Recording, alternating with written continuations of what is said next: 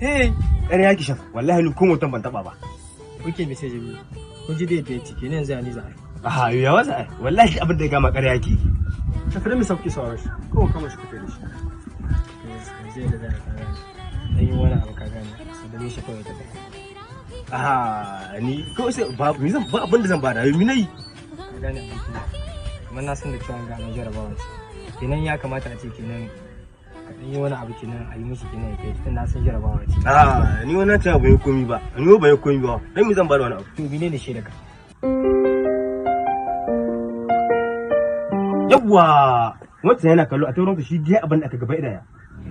Shaf kawai yana bata mana lokaci ne. Kana tsaro asirin ga tono ko ta abin da kai wata yana kallon ka. Duk ma kai ta wata yana kallon ka. Ke yana da gaskiya mu taurin wancan a tambaye shi. Dama shaida nake nema.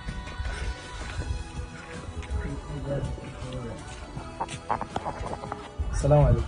Wa alaikum assalam. An tashi laya. La An samali ta nan kaji ma nan azan zamanin. Ajin ne kenan gar zaka tambata.